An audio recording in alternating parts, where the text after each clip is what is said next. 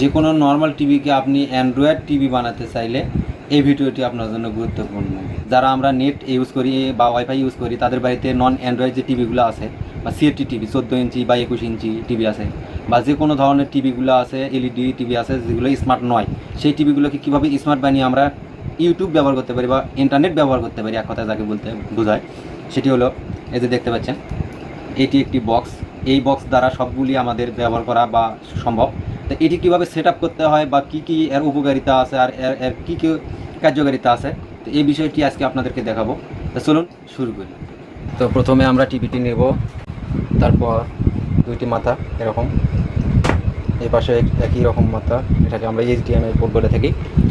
তো এরপরে আমরা বক্সটির ভেতর থেকে আমরা বক্সটি বের করলাম, অ্যান্ড্রয়েড বক্সটি দেখতে পাচ্ছেন।